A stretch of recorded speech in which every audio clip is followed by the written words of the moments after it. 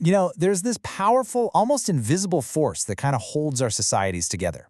It's that shared feeling of what's right and what's wrong.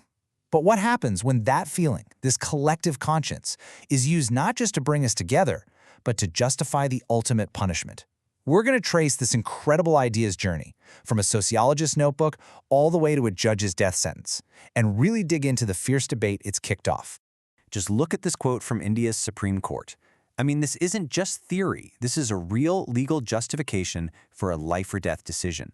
The phrase collective conscience was actually used 13 times in the final judgment for the convicts in the horrific 2012 Delhi gang rape case, which you might know as the Nirbhaya case. In that case, it was one of extreme brutality that sent shockwaves through the nation and really around the world. The court argued that the sheer barbarity of the crime had so profoundly rocked the community's shared sense of morality that the death penalty wasn't just a punishment, it was a necessity, a way to restore public faith in the whole justice system. And this, right here, raises a huge question, one that's really at the heart of this entire discussion. What actually happens when a society's collective feeling, its outrage, its shock, becomes an official reason for the state to take a life? To get that, we need to go back, way back to the source. Okay, so let's step away from the courtroom for a second and look at where this idea even came from. Because it wasn't born in a law book. Nope, it was born in the mind of a sociologist who was just trying to figure out what holds us all together. So, at its core, the collective conscience is pretty much what it sounds like. It's the set of shared beliefs and moral attitudes that works like a kind of social glue. It's that common understanding of what's right, what's wrong, that lets a whole bunch of individuals actually function as a society. It's the invisible stuff that creates solidarity. And the guy behind the term was Emil Durkheim, one of the founding fathers of sociology. He introduced the concept way back in 1893. Durkheim was just fascinated by the question of what stops society from, just disintegrating into a chaotic mess of people only looking out for themselves. Now, here's what's so interesting. Durkheim realized this social glue isn't the same everywhere. It actually changes as societies evolve. He saw two types. First, in more traditional societies, you have what he called mechanical solidarity. It's based on everyone being similar. Think of a small village. Everyone shares the same beliefs, does similar work. But in our modern world, we have organic solidarity. This is based on us all being different and interdependent. We've all got specialized jobs, right? I need a farmer, the farmer needs a doctor, the doctor needs an engineer. We're held together not because we're the same, but because we actually need each other. And this brings us to another cool concept from Durkheim about how we actually feel this collective conscience. He called it collective effervescence.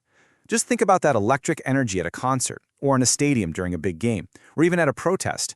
It's that moment when a group comes together, all focused on the same thing, feeling the same emotion. That shared high reinforces the group's unity. So the big question is, how on earth does an idea like this leap from a sociology textbook into a high-stakes courtroom? This is really the most critical part of the story, where a theory about social glue becomes a reason to impose the death penalty. This is where the idea itself is put on trial. Let's just trace this journey for a sec. For almost a century after Durkheim came up with it, collective conscience was a purely academic term. Then, in 1980, India's Supreme Court sets up this rarest of rare rule for the death penalty. Okay, just 3 years later in 1983, the idea that a crime had shocked the collective conscience was used for the first time to meet that super high bar.